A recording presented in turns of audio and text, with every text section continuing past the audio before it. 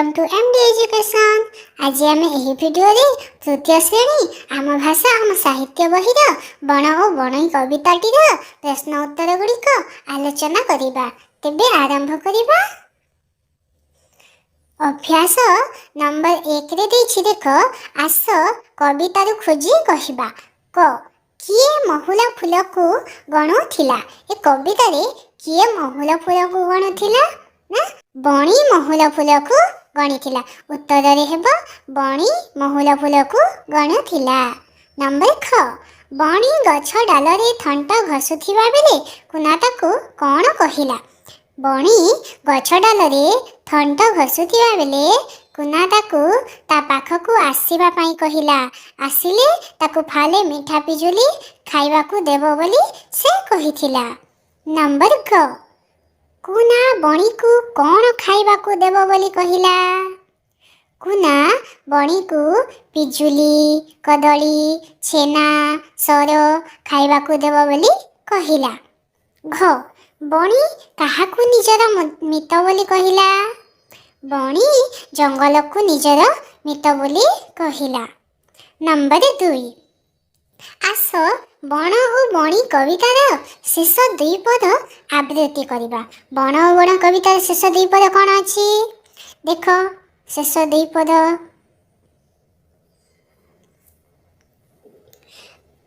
एटा हेबो शेष दुई पद।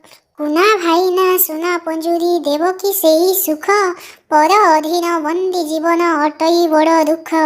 लोड़ा नाही मो सुना पंजुरी रूपा थालीर भात गछर ढाल सरग मोर बण पराम मित।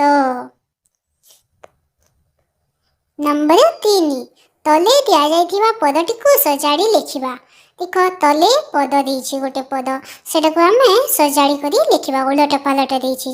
लोड़ा नाही मो रूपा थालीर भात सुना पंजुरी बण पराम मित गछर डाल सरग मोर। एटा कोन हेबो ना एटा हेबो लोड़ा नाही मो सुना पंजुरी रूपा थालीर भात गछर डाल सरग मोर बण पराम मित।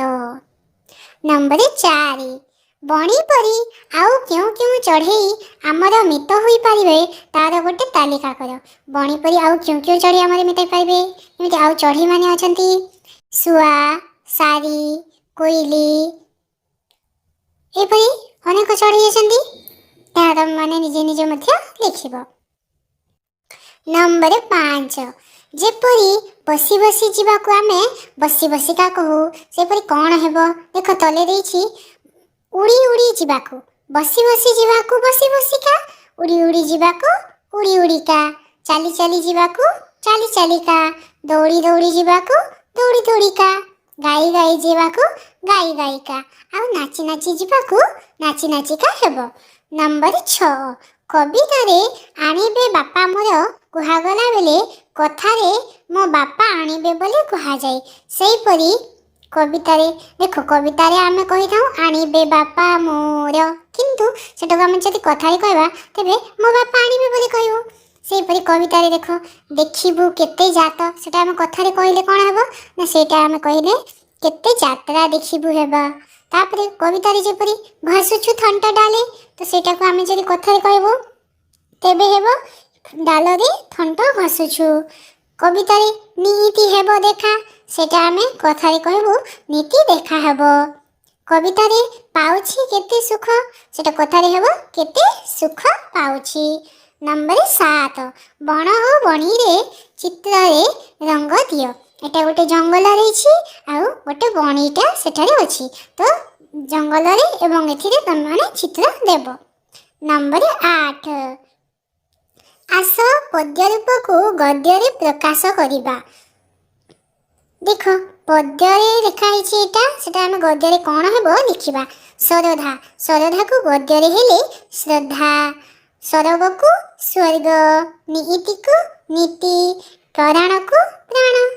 तापरे लिछि एमिति आउ केतोटी शब्द खोजी से गुडी को गद्य रे प्रकाश करे। एमिति शब्द पद्य रूप और गद्य रूप एमिति सूर्य को सूर्य धर्म को धर्म कर्म को कर्म जतन को जत्न। ନମ୍ବର 9 କୁନା ଆଉ ବଣି ଚଢ଼େଇର କଥାବାର୍ତ୍ତା ନିଜ ନିଜ ଭିତରେ ଅଭିନୟ କରି ବର୍ଣ୍ଣନା କର। ଏଇଟା କୁନା ଆଉ ବଣି କ'ଣ ସବୁ କଥାବାର୍ତ୍ତା ହେଇଥିଲେ ସେଇଟା ନିଜ ଭିତରେ ଅଭିନୟ କରିବ। ନମ୍ବର 10 ସେ ଚିତ୍ରରେ ଯାହା ଦେଖୁଛ ସେ କଥା 3ଟି ଧାଡ଼ିରେ ଲେଖ। ଦେଖ ଏଇଟା ଗୋଟିଏ ସକାଳ ସମୟର ଦୃଶ୍ୟ।